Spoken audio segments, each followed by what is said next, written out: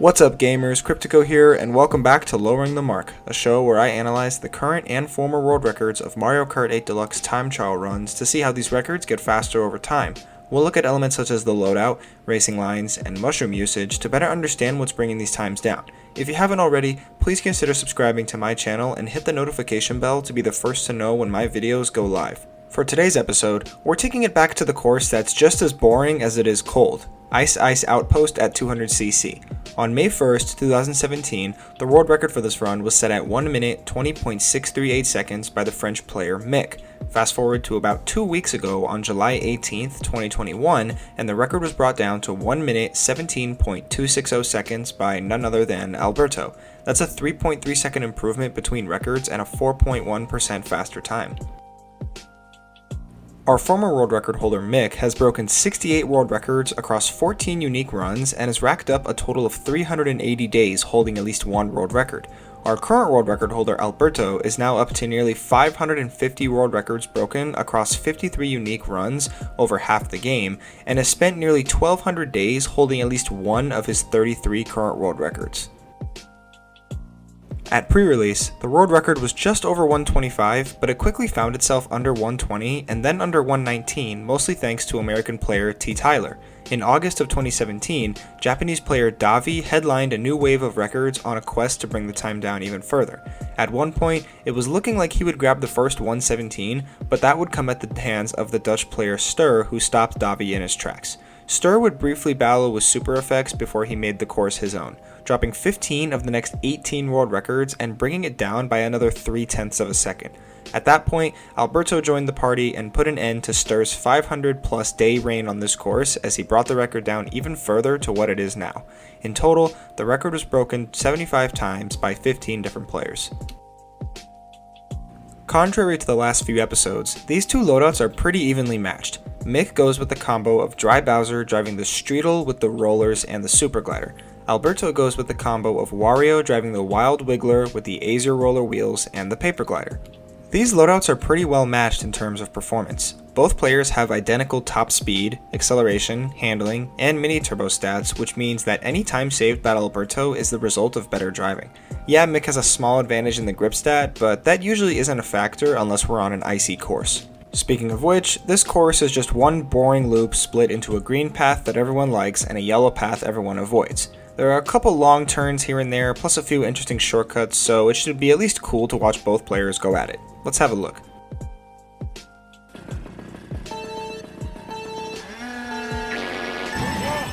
Mick hits a rocket start right out of the gate and grabs a quick mini turbo around the first turn before chaining that with a longer super mini turbo before making his way to the cave.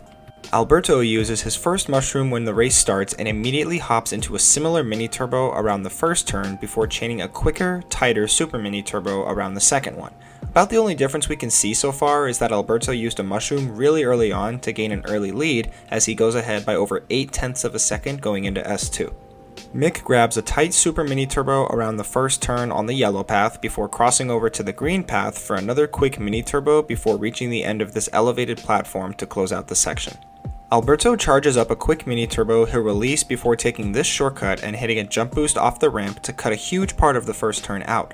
Once he lands, it's a similar quick mini turbo on the green path before the end of this section where he leads by nearly 1.2 seconds going into S3.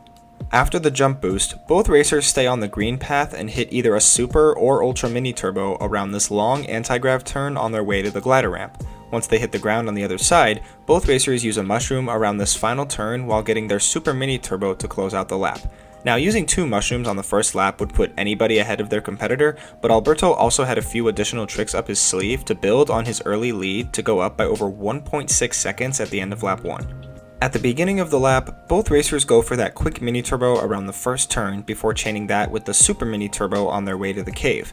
Not much difference here, but somehow Alberto was able to build on his lead even more without using his third mushroom so early on. His lead now sits at just under 2 seconds at the end of S1. Through S2, Mick just hits that same super mini turbo around the first turn and follows that up with a quick mini turbo before the jump boost to start off the next section. Let's dissect Alberto's shortcut here because it's more to it than meets the eye. He's charging up this mini turbo so he can get a hop boost before hitting the ramp for the jump boost. He's also positioned himself so well that he bounces off this ice pillar in order to get on a better line through the air, which equates to more time saved. Usually hitting the walls is something you don't want to do, but in this case, Alberto was able to use that to his advantage as he hits the ground a lot sooner and still has time to charge up the mini turbo before S3, where his lead has jumped out to 2.3 seconds. Fresh off the jump boost, Mick just stays on that green path all the way to the glider ramp where he gets the super mini turbo around the long turn. Once he lands on the other side, he'll use his mushroom right when he lands to get the super mini turbo before crossing the finish line.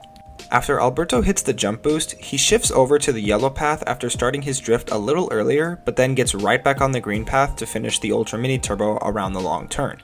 Once he comes off the glider ramp, he'll use his last mushroom around the final turn for the super mini turbo before coming across the line a full 2.8 seconds ahead of Mick after outsplitting his lap 2 by over 1.1 seconds. Through the final lap, both racers start off with the normal and super mini turbos chained through the first few turns before entering the cave. Mick just goes around the first turn, while Alberto hits the ramp again and bounces off the wall for the better line. Once both racers hit the jump boost at the end of the platform, Mick stays team green, while Alberto briefly shifts to the yellow path before taking the long anti-grav turn and hitting the glider ramp. Once they land, they take the final turn where Mick uses his final mushroom and Alberto only grabs a normal mini turbo before crossing the line and posting a time that ended up being 3.3 seconds faster than Mick's former world record. So by actually taking a shortcut on all 3 laps and staying on a slightly better line throughout, Alberto was able to redefine what the fastest possible time was on this course. For only coming to this course a month ago, Alberto picked it up pretty quickly and brought the time down by over a tenth rather quickly. Let's hear more about how he did it. What was going through your mind when you broke this world record? I was disappointed because I had failed a way faster pace into lap 3 right before getting this run. Exactly how is hitting the wall off the shortcut ramp faster? It gives you a speed boost and fixes your alignment immediately in midair. Not hitting it will result in a terrible line afterwards and it loses so much time. Is 117.1 as far as this record can go, or is there a theoretical time beyond the sum of the best known splits? The best known splits can definitely be improved. I don't know if a .0 is possible yet, but .1 will definitely be done as the fail I had before getting world record was .1 pace. Congratulations on beating this world record and optimizing the run so well. Good luck on bringing it down to .1.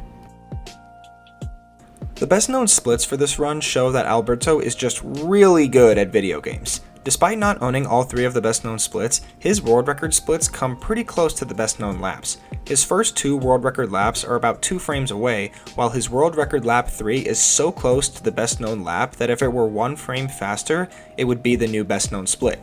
Even though Stur has the fastest known lap 1, Alberto was the one who was able to string together 3 laps that sum to a time incredibly close to the theoretical best time, which means he might be a safe bet to be at the top of the leaderboard for quite a while.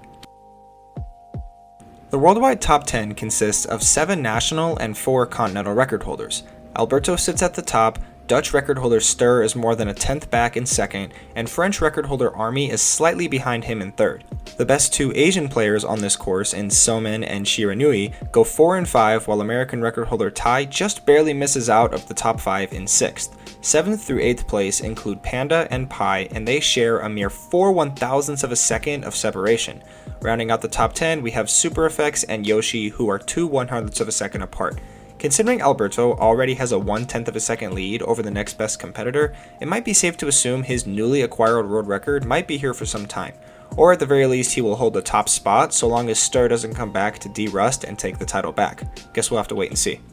That's the end of episode 49. Hope you found it interesting. Be sure to tune in to the season finale next week, after which I will be taking my usual break from this series. I'll let everyone know when I'll be back for season 6 as soon as I know when that might be. If you enjoyed this video, like and share it with your friends and comment on which episode you'd like me to analyze next. Don't forget to subscribe, and I'll see you guys in the next one.